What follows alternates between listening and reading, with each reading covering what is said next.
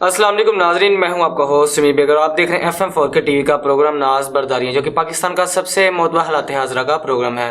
میرے ساتھ اسٹوڈیو میں موجود ہے ہمارے ملک کے ممتاز نشر سینئر کالم نگار تجزیہ کار ادنی صاحب، تو ان سے بات کرتے ہیں۔ السلام علیکم سر۔ وعلیکم السلام۔ کیسے ہیں آپ؟ الحمدللہ۔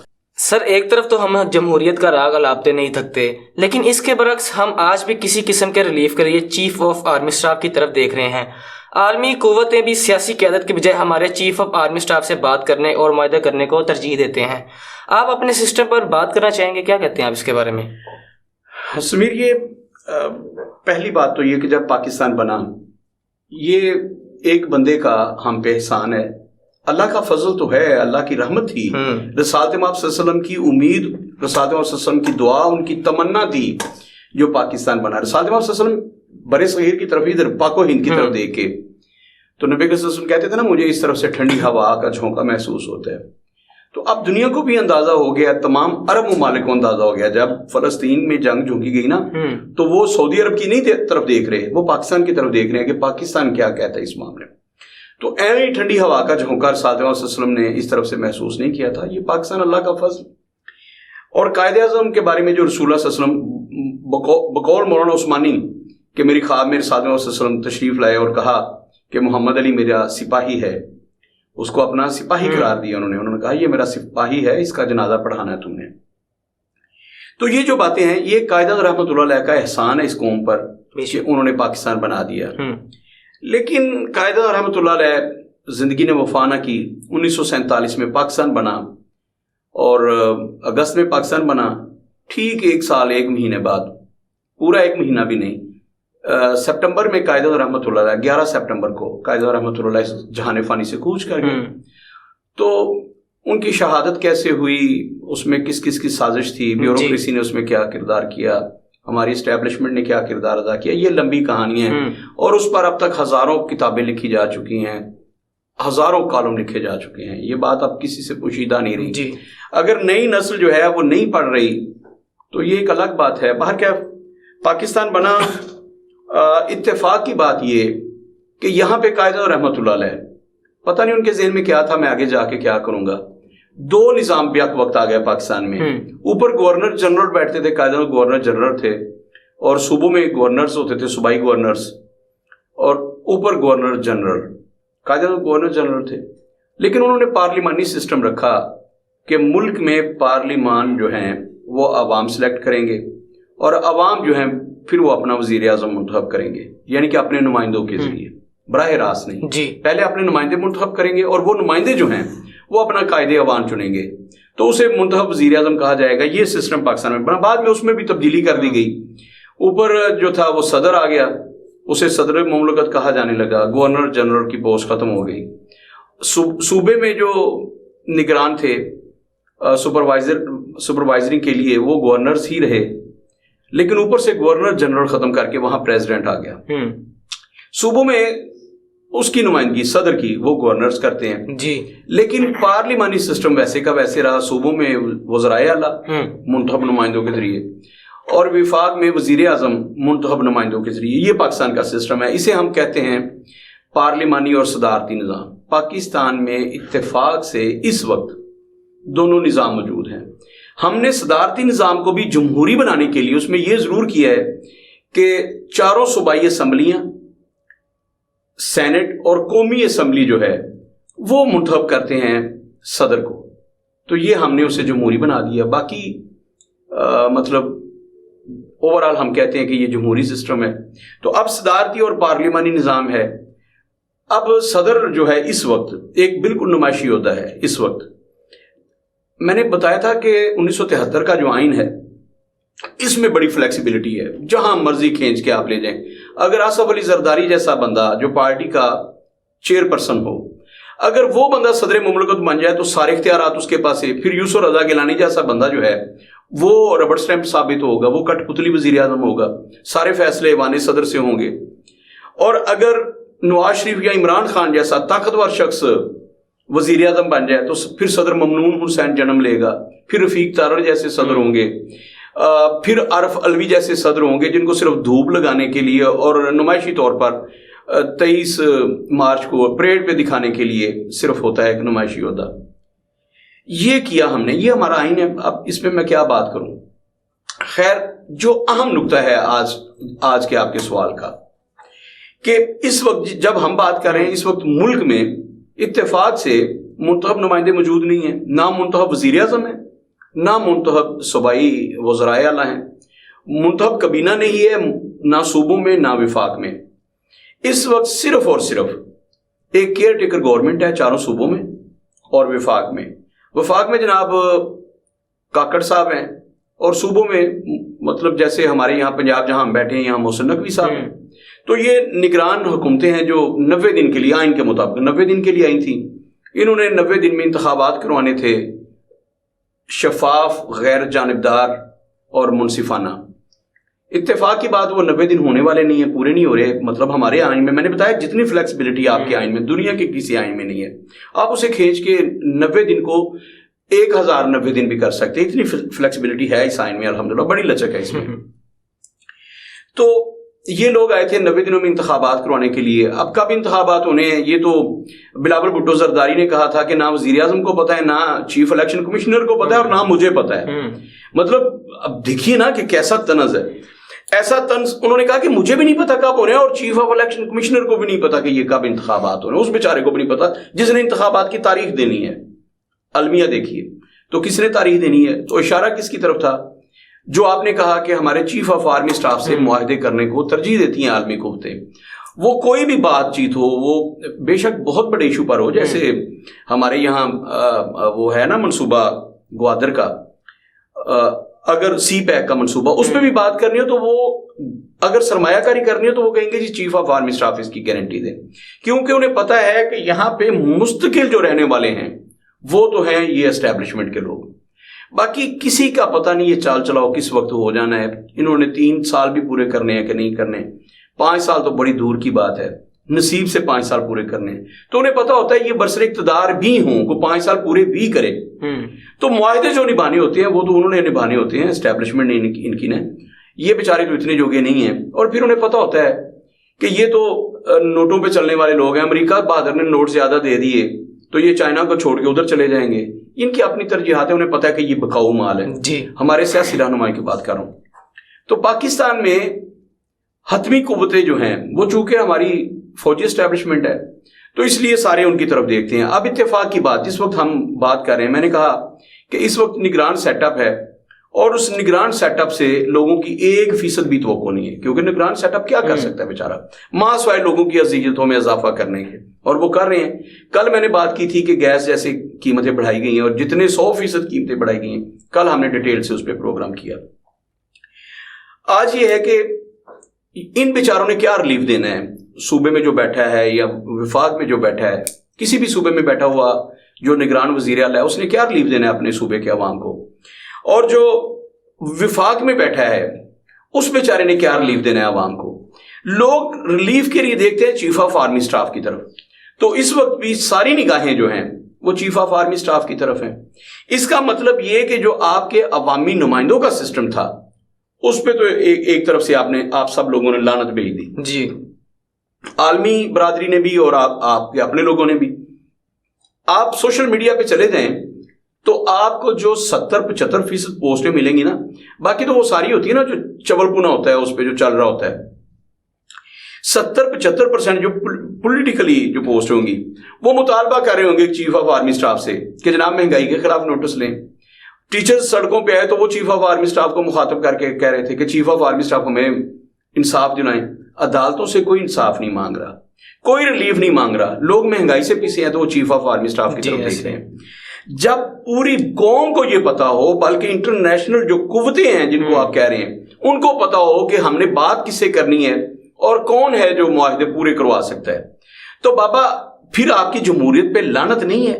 اگر میرے جیسا شخص اگر جمہوریت سے پھر بیزار ہے تو بغیر وجہ کے تو بیزار نہیں ہے نا, کہ آپ کے یہاں فیصلہ ساز قوت جو ہے وہ آپ کی اسٹیبلشمنٹ ہے.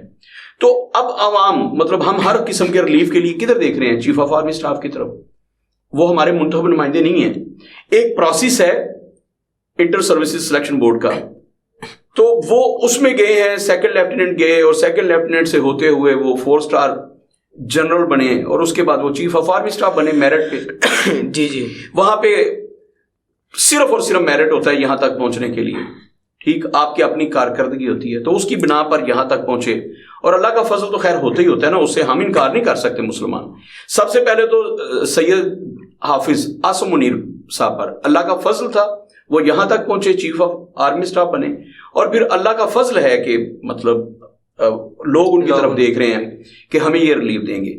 इस वक्त आप देखिए कि यही हुकूमतें थी, शहबाज शरीफ साहब जो इस तारीख के सबसे बड़े मदारीगर साबित हुए हैं, उनकी हुकूमत आई 16 माह के लिए, वो आनियां जानियां दिखाते रहे कि अब देखिए, लेकिन स्मगलिंग उन्हें भी पता था इस मुल्क में स्मगलिंग होती है, वो सरपरस्ती कर रहे थे उसकी।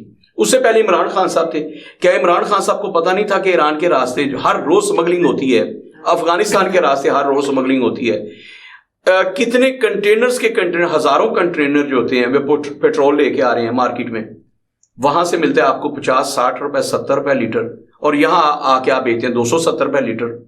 ये इमरान खान को भी पता था और शहबाज शरीफ को भी पता था, नवाज शरीफ को भी इस बात का इल्म है, काकड़ को भी इस बात का इल्म है, लेकिन कोई बंदा, क्योंकि वो उनकी अपनी कमीशन है इसमें, और वो माफिया इतना ताकतवर है कि आप उस पर हाथ डाल ही नहीं सकते।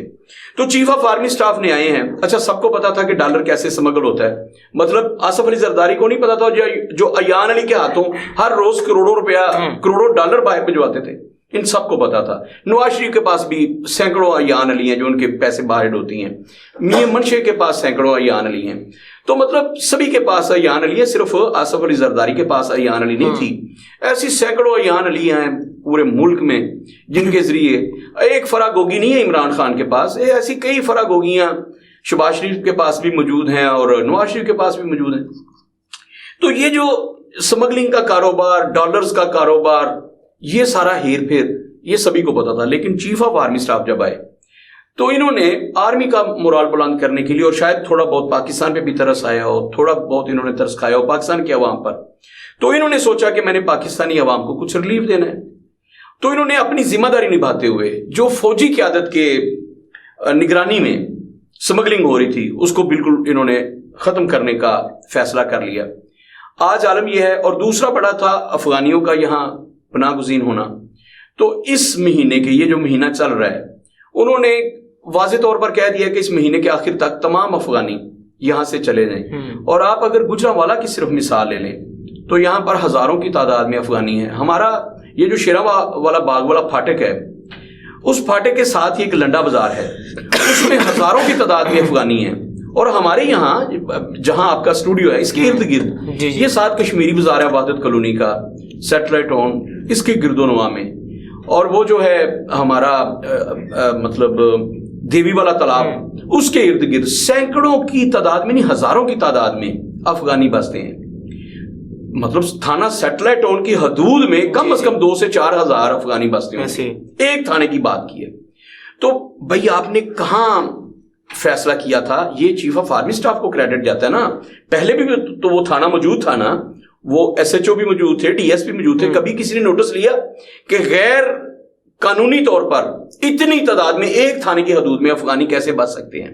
तो जब चीफ ऑफ आर्मी स्टाफ ने इस पे एक्शन ले लिया तो आपको याद आया कि यहां गैर कानूनी तौर पर अफगानी बस रहे हैं, और वो इस कौम को और इस मुल्क को, आपकी एफबीआर को चूना लगा रहे हैं, इस कौम को चूना लगा रहे हैं। अरबों खरबों डॉलर्स की डेली ट्रांजैक्शन हो रही है अफगानिस्तान बराह रास्त। तो आपको पहले नहीं पता था? भाई चीफ ऑफ आर्मी स्टाफ ने ये नोटिस लिया है, उन्होंने स्मगलिंग बंद की है डॉलर्स की, उन्होंने पेट्रोल का जो स्मगल हो गया था गैर कानूनी तौर पर, और कौमी खजाने को रोजाना अरबों रुपए का नुकसान होता था, उसका नोटिस लिया है। ये सारी बातें हकायक है जो मैं बयान कर रहा हूं, लेकिन सबसे तलख हकीकत यह है कि अवाम तक उसके समरात क्यों नहीं पहुंच रहे, उसके नताइज, उसके समरात, उसके असरात अवाम तक क्यों नहीं पहुंच रहे? ये करना है लोकल एडमिनिस्ट्रेशन ने। जरा सुनिए जी। अच्छा, वो फौजी ब्यूरोक्रेसी कर सकती थी, उन्होंने अपने बॉर्डर्स को सिक्योर कर दिया कि हमने अपने बॉर्डर्स को इस्तेमाल नहीं होने देना स्मगलिंग के लिए। ये चीफ ऑफ आर्मी स्टाफ का काम था, उन्होंने किया। और उसमें 40 के करीब ब्रिगेडियर्स आते थे, उन्होंने नोटिस लिया इसका, ठीक है ना। वो कानून के मुताबिक जो उनका आइन है, जो हमारा मार्शल लाई कोर्ट है, उनका जो होता है वो उनका कोर्ट मार्शल करेंगे। लेकिन ये जो हमारे शहरों में अभी तक अफगानी یا اس طرح کے ایک مافیا ہے وہ، اس میں پاکستانی ملوث ہیں، ساری کی ساری بیوروکریسی، ہماری سول بیوروکریسی اس میں ملوث ہے، ڈی سی سے لے کر تمام اے سی، مجسٹریٹ اور پٹواری تک، وہ ابھی تک یہ سب کچھ کیوں دھندا چلنے دے رہے ہیں؟ یہ سوالیہ نشان ہے۔ اس کا مطلب یہ کہ یہاں بھی ایک چیف، آپ سمجھ لیں کہ صوبے کے لیول پہ آپ کو چیف سیکرٹری ایسا چاہیے جیسے جنرل عاصم منیر ہے، یا آپ کو صوبوں میں جو صوبائی وزرائے اعلیٰ ہیں، صوبائی کابینہ ہے، یہ بیچارے آئے ہیں تھوڑے عرصے کے لیے، ان کو یہ ہے کہ جتنا آپ لوٹ سکتے ہو نا لوٹ لو، اپنا اپنا حصہ اکٹھا کرو۔ تو یہ اپنا حصہ اکٹھا کرنا بیٹھ گئے ہیں، یہ ان لوگوں سے کمائی کر رہے ہیں جو اس وقت جن کو چیف آف آرمی سٹاف نے ڈنڈا دیا ہے، تو یہ ان سے کمائی کر رہے ہیں۔ عام بندہ جو ہے آج بھی، مطلب کل میں نے مرغی کا گوشت خریدا ہے، تو صفائی کرنے کے بعد وہ مرغی کا گوشت مجھے 600 روپے کلو پڑا ہے۔ میں تھے، ہمارے ایڈیٹر جناب اسد مجید صاحب اور احمد میرا بیٹا، ہم تینوں تھے، 600 روپے کلو پڑا ہے صفائی کے بعد۔ تو بھائی جو آپ نے لکھا ہوا ہے 360 روپے کلو گوشت، مجھے ڈی سی صاحب میرے ساتھ چلے اور مجھے 360 روپے کلو گوشت لے کے دکھائیں، گجرانوالہ کی کسی دکان سے اپنی مرضی کی شاپ پہ مجھے لے دیں اور مجھے 550 600 سے کم قیمت کا گوشت لے دیں۔ اچھا، جو سبزیوں کے ریٹس اویزہ ہیں، جو انڈے، چینی، دال کے ریٹس اویزہ ہیں دکانوں پر، اس قیمت پر مجھے ڈی سی صاحب وہ سودا سلف لے دیں، مجھے خرید دیں۔ تو آپ چھوٹی چھوٹی باتوں کے لیے، مطلب میں خالص دودھ کے لیے چیف آف آرمی سٹاف کی طرف دیکھ رہا ہوں کہ چیف آف آرمی سٹاف اس پہ ایکشن لے اور مجھے خالص دودھ ملے، مجھے کیمیکل والا دودھ نہ ملے۔ میں پتنگ بازی کی روک تھام کے لیے چیف آف آرمی سٹاف کی طرف دیکھ رہا ہوں۔ یار مجھے یہ بتائیے، تو پھر میرے جمہوری نمائندے جو ہیں یہ کس مرض کی دعا ہیں؟ وہ منتخب ہوں یا وہ کیئر ٹیکر ہوں؟ مجھے بتائیے وہ کس مرض کی دعا ہیں؟ مجھے بتائیے جو میرے ملک میں لاکھوں کی تعداد میں بیوروکریٹس بیٹھے ہیں، وہ ایک سی ایس پی آفیسر جو آتے ہیں، وہ ایک اے سی سے لے کر ایک اے ایس پی سے لے کر اور چیف سیکرٹری تک اور فیڈرل سیکرٹریز جو ہیں ان تک، مجھے بتائیے وہ کس مرض کی دعا ہیں؟ کیا یہ لوگ یہ بتانا چاہتے ہیں کہ صرف جمہوریت ناکام نہیں ہوئی، ہمارا ٹوٹل انتظامی مشینری جو ہے وہ ناکام ہو چکی ہے، یا سارے کا سارا معاشرہ اس حد تک کرپٹ ہے کہ ایک پٹواری بھی اپنی مرضی کے پیسے لے کر وہ کہتا ہے کہ آپ اپنی ماں کو بھیج دوں گا میں، آپ کی دھرتی کیا ہے؟ آپ کی ماں ہے، ہم نے افغانیوں کے ہاتھوں، ہم نے فلاں کے ہاتھوں، ہم نے فلاں کے ہاتھوں اپنی ماں کو بھیج دیے، وہ اپنی ماں کو بھیج دیتے ہیں، ماں کو گروی رکھ دیتے ہیں یا بیچ دیتے ہیں اور کہتے ہیں جو مرضی من مانی کریں لیکن میرا حصہ مجھے دے دیں۔ تو بھائی یہ سسٹم کیسے چلے گا؟ یہ بار بار سسٹم کولیپس کیوں کر جاتا ہے؟ میرا ایجوکیشن کا سسٹم ٹھیک نہیں ہے، میرا نہری نظام ٹھیک نہیں ہے، پانی چوری ہو رہا ہے، میرا کوئی ایک سسٹم اینٹی کرپشن میں سب سے زیادہ اینٹی کرپشن ہے، سب سے زیادہ کرپشن اینٹی کرپشن میں ہے۔ تو بھائی کوئی ایک محکمہ مجھے بتائے۔ میں نے ایک مثال دی تھی کہ جب کسی معاشرے پر موت واقع ہوتی ہے تو سارے کے سارے معاشرے پر ہوتی ہے، یہ نہیں ہوتا کوئی ایک پارٹ بچ جاتا ہے۔ میں نے ایگزامپل دی تھی کہ میں آپ کو مثال دوں کہ میں گھر سے جب آ رہا تھا اس آفس کے لیے تو میں نے راستے میں ایک بندہ دیکھا ہے جو گاڑی کے نیچے آ گیا تھا، ریل گاڑی کے نیچے یا کسی ٹرک کے نیچے آ گیا تھا، وہ ایک گاڑی کے نیچے آ گیا تھا، تو اس کا جسم کئی حصوں میں بٹ چکا تھا، وہ مر چکا تھا وہ شخص، لیکن ہاتھ ہلا ہلا کر مجھے اپنی طرف بلا رہا تھا۔ آپ مانتے ہیں کہ اس بات کو کہ وہ مر گیا ہے، اس کی باڈی جو ہے 3-4 ٹکڑوں میں تقسیم ہو گئی، لیکن وہ ہاتھ سے مجھے اشارے کر رہا تھا میری بات سنو آگے۔ آپ مانیں گے؟ آپ کہیں گے کہ جب موت طاری ہوتی ہے، جب موت واقع ہوتی ہے کسی جسم پر تو سارے کے سارے جسم پر ہوتی ہے، ہاتھ زندہ نہیں بچتا۔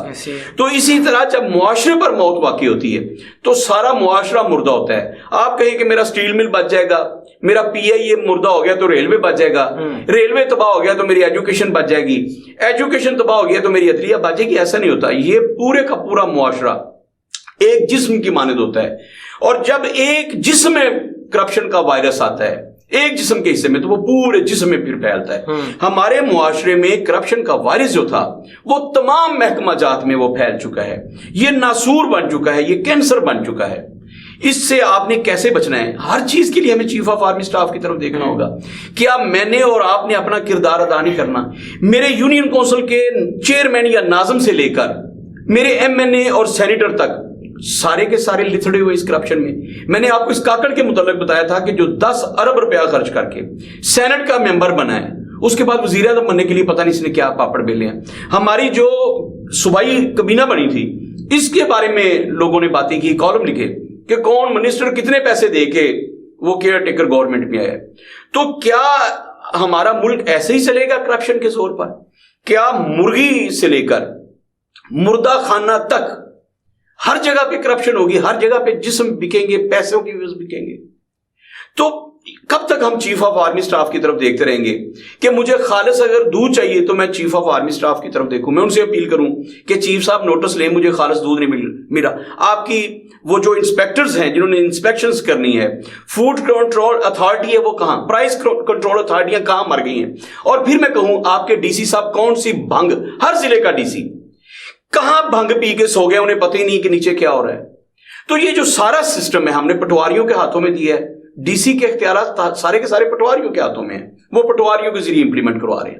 اور پٹواری جو ہیں وہ پیسہ بنانے کے چکر میں پڑے ہیں. میں نے کہا تھا آپ مجھے گجرانوالہ میں کسی ایک پٹواری کا نام لے کے بتائیں کہ یہ پٹواری ارب پتی نہیں ہے. ارب پتی میں نے کہا، بلکہ اب تو کھرب پتی ہیں. ایک پٹواری جو 14ویں اسکیل کا بندہ ہے وہ ارب پتی سے زیادہ کھرب پتی ہو گئے ہیں. اور آپ ایک اے ایس پی کا، ایک اے سی کا اور ایک ڈی سی کا، آپ نے دیکھا نا کہ ہمارے بلوچستان سے جو سب سے مطلب پسماندگی کے اعتبار سے سب سے پسماندہ صوبہ ہے، وہاں ایک گریڈ 28 کا ڈپٹی سیکریٹری پکڑا جاتا ہے اور اس کے گھر سے 45 ارب روپے نکل آتے ہیں. کئی کلو سونا نکل آتا ہے جو ایک من کے قریب تھا.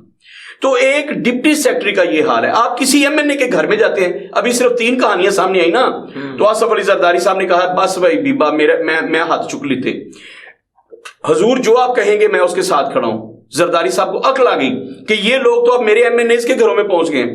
ایک ایم این اے کے گھر سے 500 کروڑ روپیہ نکل رہا ہے، ایسے ایک اربوں روپے ایک کے گھر سے. بھائی آپ نے ایک گھر گئے تھے نا وہ آغا ساج دورانی، تو پھر کیا ہوا تھا؟ اس کے گھر سے ایک پورا کمرہ جو آپ کے اسٹوڈیو سے بڑا تھا وہ 5,000 کے نوٹوں سے بھرا ہوا تھا. اور جب اسے پتا چلا کہ چھاپا پڑ گیا تو اس نے اپنے ملازمین سے کہا ان پہ پیٹرول چھڑک کے آگ لگا دو. اتنے زیادہ نوٹ تھے، ان کو آگ نے پکڑا ہی نہیں. اوپر سے کوئی سمجھ لیں کوئی 2-4 لاکھ جل گیا ہوگا. نوٹوں نے آگ نہیں پکڑی، اتنی زیادہ تعداد میں پڑے ہوئے تھے. تہ در تہ وہ جلے نہیں. بھائی نوٹ تو ایسے جلیں گے نا جب ان کو آپ ڈھیری کی شکل دیں گے. اگر ایسے پڑے ہوئے ہیں تو ان کو آگ کیسے پکڑے گی؟ پیٹرول پھینکا تو کوئی 1 لاکھ 2 لاکھ 4 لاکھ 10 لاکھ جل گئے ہوں گے. باقی جو اربوں روپیہ تھا وہ کتنے ارب روپیہ تھا کسی کو کوئی پتہ نہیں ہے. اس کے بعد کہانی ہیں، ہم تک حقائق نہیں ہیں. ایک گھر میں اربوں روپے پڑے ہیں. تو یہ معاشرہ جو ہے، کیا ہم ہر طرف کرپشن ہے؟ کیا ہم چیف آف آرمی سٹاف کی طرف دیکھیں گے؟ آج پھر مجھے پروگرام کا اختتام اس بات پر کرنا پڑے گا کہ چیف آف آرمی سٹاف، ہمیں آپ سے بہت زیادہ امیدیں ہیں. ہمارا عدالتی نظام کولیپس کر چکا، ہمارا ایجوکیشن سسٹم بیٹھ چکا، ہمارا ریلوے، ہمارا پی آئی اے. اب پی آئی اے کا آپ کو پتہ ہے نا کہ پچھلے 1 ہفتے سے کیا چل رہا ہے. ہماری پروازیں اس لیے اڑانے نہیں بھرنے کی ان کے پاس پیٹرول نہیں ہے. اور میں نے کہا تھا کوئی بندہ غور کرے کہ ہم نے سیاسی بنیادوں پر ایسے بندے بھی، آپ کرکٹ بورڈ کی کل بات کر رہے تھے نا، کرکٹ بورڈ میں ذکا اشرف کا نام دیا آصف علی زرداری صاحب. انہوں نے نہیں پتا یہ کماؤ پوت ہے، تو انہوں نے کرکٹ کی بہتری کے لیے یہ نام دیا تھا. ذکا اشرف کا کرکٹ سے کیا لینا دینا؟ بھائی نون لیگ نے نجم سیٹھی کا نام دیا تھا، نجم سیٹھی کا کرکٹ سے کیا لینا دینا؟ آپ کل اگر مجھے سیاسی بنیاد پر پی سی بی کا چیئرمین بنا دیتے ہیں، ایمانداری سے بتائیں، میں نے تو رڑا کرکٹ بھی نہیں کھیلی، ڈومیسٹک کرکٹ تو بہت دور کی بات ہے. جو آپ کہتے ہیں نا کہ اس نے ڈسٹرکٹ اور ڈویژن یہ لیول کی اور ڈپارٹمنٹل لیول کی کرکٹ کھیلی ہے، میں نے رڑا پہ کرکٹ نہیں کھیلی. اور اگر آپ مجھے پی سی بی کا چیئرمین بنا دیتے ہیں، مجھے آپ 1 کروڑ روپے مہینے کی تنخواہ دیتے ہیں، 50 60 70 80 لاکھ روپیہ، 5 کروڑ کی گاڑی دیتے ہیں گھومنے کے لیے، میں نے انکار کرنا ہے؟ تو یہاں میرٹ پہ فیصلے نہیں ہوتے. تو کہ آج کے پروگرام کے اختتام پر پھر میں یہ کہوں گا کہ چیف آف آرمی سٹاف صاحب، یہ جو میرٹ سے ہٹ کر سیاسی بنیادیوں پر کی گئی ہیں تعیناتیاں، وہ پی سی بی کے چیئرمین سے لے کر تمام یونین کونسل لیول تک، خدا کا واسطہ ان کو روکیں تاکہ ہمیں ریلیف ملے. کیا مجھے چیف آف آرمی سٹاف سے یہ اپیل کرنا پڑے گی؟ ڈی سی اپنا کام خود نہیں کرے گا، اسے نہیں پتا کہ میں ایک ضلع کا حاکم ہوں اور اس ضلع کا جواب دے میں ہوں روزے قیامت. وہ لوٹ مار مچائے گا، دودھ والے سے لے کر سبزی والے سے لے کر ایک بڑے تاجر تک، چیمبر آف کامرس کے صدر تک سے وہ پیسے لے گا، کسی نہ کسی صورت رشوت لے گا، وہ تحائف کی صورت میں ہو. چیمبر آف کامرس کا صدر اسے گاڑی تحفے میں دے گا کہ یہ جناب یہ 2 کروڑ کی گاڑی ہے آپ کے بیٹے کے لیے، آپ کا بیٹا کالج جاتا ہے، یہ اس کے لیے صرف اپنے تعلقات بنانے کے لیے. تو یہ جو کرپشن ہے، آپ کے یہاں ایک ڈی سی کالونی ہے اور اس کی صرف اس کا آڈٹ ہو جائے تو آپ کو پتا چلے کہ ایک چھوٹی سی کالونی میں کتنے ارب روپے کی کرپشن ہوئی ہے. آپ کے ارد گرد ماسٹر سٹی سے لے کر جتنے بھی ہاؤسنگ سوسائٹیز ہیں ان پہ بین کیوں لگا ہے, کیوں ان کے این او سی منسوخ ہوئے ہیں؟ اس کی وجہ یہ کہ ان میں اربوں روپے کی کرپشن ہوئی ہے. تو یہ ایک ڈی سی نہیں دیکھنا ہوتا ہے نا, یہ ڈی سی لیول کے بندے کا کام ہے دیکھنا کہ جی ڈی اے ایک ایجنسی ہے جو لیکن اوور آل تو کمشنر اور ڈی سی ہے نا جنہوں نے دیکھنا ہوتا ہے. وہ گورنرز ہیں, ضلع کا گورنر ڈی سی ہے اور ڈویژن کا گورنر کمشنر ہے. انہوں نے دیکھنا ہوتا ہے کہ ہماری ناک کے نیچے کیا ہو رہا ہے. لیکن یہ منتھلیاں لیتے پیسے بناتے ہیں. ایک ڈی سی کھرب پتی ہو چکا ہے. تو کیا میں چیف آف آرمی سٹاف کی طرف دیکھوں گا کہ جناب آپ اپنے کور کمانڈرز کو آرڈرز دیجئے کہ وہ ان کو بھی مانیٹر کریں, کمشنر سے لے کر اور پٹواری تک ان کو مانیٹر کریں کہ یہ کیا کر رہے ہیں. پوری قوم چیف آف آرمی سٹاف کی طرف دیکھ رہی ہے, میری آنکھیں بھی ان کی طرف لگی ہوئی ہیں. پوری عالمی, جو آپ نے کویسچن کیا انتہائی تکلیف دہ کویسچن, کہ ہم بھی چیف آف آرمی سٹاف کو پکارتے ہیں. ہاسپٹل میں کسی کو بیڈ نہ ملے تو وہ چیف آف آرمی سٹاف کو پکارتا ہے خدا کے لیے میری مدد کو پہنچے, مجھے ہاسپٹل میں بیڈ نہیں ملا, مجھے ڈسپرین کی گولی نہیں مل رہی کھانے کو. اور عالمی قوتیں سی پیک کا منصوبہ اگر تعطل کا شکار ہو جائے یا وہ انویسٹمنٹ کرنا چاہیں, کروڑوں اربوں ڈالرز کی انویسٹمنٹ کرنا چاہیں, تو وہ کہتے ہیں کہ ہمیں سیاسی قیادت پر اعتماد نہیں. آپ تو بکاؤ مال ہیں, کسی وقت بھی پیسے لے کے چین سے پیسے لیں گے تو چین کی بات کریں گے, رشیا سے پیسے لیں گے تو رشیا کی بات کریں گے, اور امریکہ بہادر سے پیسے لیں گے تو آپ امریکہ بہادر کے کہنے پر ناچیں گے, جیسے وہ چاہے گا آپ ویسے ناچیں گے. تو پھر وہ کیا کرتے ہیں, وہ کہتے ہیں کہ چیف آف آرمی سٹاف کی گارنٹی دیں.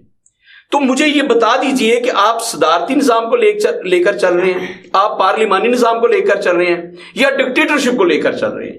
یہ سوال ہے. یہ سوال تب تک رہے گا جب تک پٹواری سے لے کر چیف سیکرٹری تک اپنی اپنی ڈیوٹی ایمانداری کے ساتھ سر انجام نہیں دیتے. ورنہ ہم چیف آف آرمی سٹاف کو ہر میٹر میں, مجھے اگر ریڈی والا تنگ کرے گا تو تب میں چیف آف آرمی سٹاف کو آواز دوں گا کہ چیف آف آرمی سٹاف صاحب میرے ساتھ حق تلفی ہوئی ہے. ہر بات میں ہم انہیں پکاریں گے. جی سر, بہت شکریہ. اپنے میزبان سے میرے کو اجازت دیجیے. اللہ حافظ.